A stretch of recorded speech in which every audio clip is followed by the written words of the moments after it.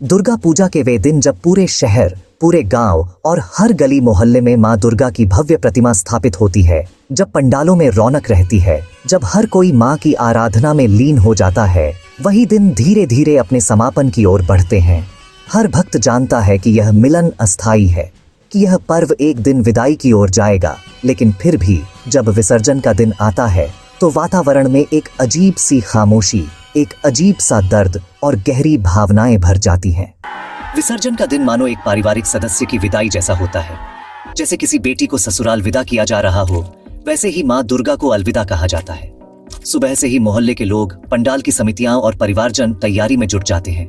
कोई ढोल नगाड़े का इंतजाम करता है, कोई ट्रक सजाता है, कोई प्रतिमा के चारों ओर फूल और चंदन चढ़ाता है।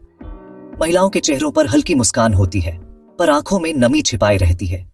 जैसे जैसे दिन चढ़ता है, पंडालों के सामने भीड़ बढ़ने लगती है। बच्चे माँ को आखिरी बार देखने आते हैं। बुजुर्ग फोल्डेड हाथों से प्रार्थना करते हैं, माँ अगले साल जल्दी आना। ये वाक्य हर बार बोला जाता है, मानो माँ को बुलावा दिया जा रहा हो। वातावरण में ढाक की गूंज, शंखनाद और मंत्रोच्चार मिलकर एक ऐसा संगम रचते हैं जो मन को रोमांचित कर देता है। फिर आता है सिंदूर खेला का क्षण। विवाहित महिलाएं माँ की प्रतिमा के पास आती हैं, सिंदूर की थाली उठाती है और माँ के गालों पर सिंदूर लगाती है। फिर वही सिंदूर एक दूसरे को भी लगाती है। यह दृश्य जितना खूबसूरत होता है, उतना ही भावुक भी। महिलाएं मानो माँ को विदा करने से पहले उनके साथ आखिरी बार खेलती है।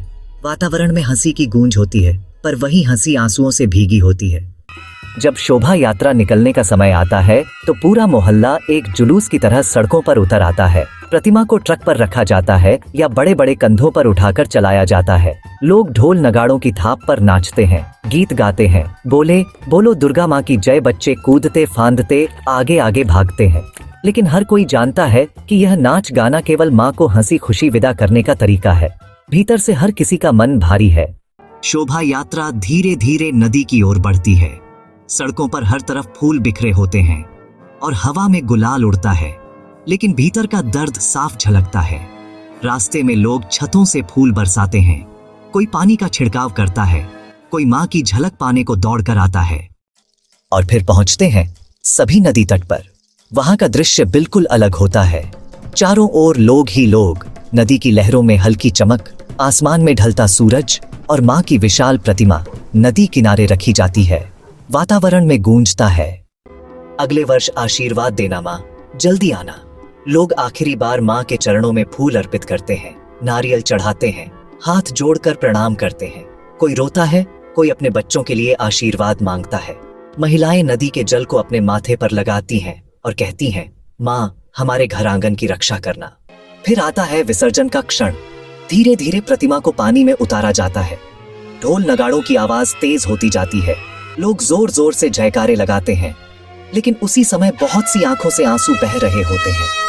बच्चे माँ को पुकारते हैं, माँ मत जाओ, और माँ की प्रतिमा धीरे धीरे नदी की लहरों में विलीन होने लगती है। उस समय लगता है जैसे पूरा वातावरण थम गया हो। एक अजीब सी खामोशी, एक अजीब सा खालीपन।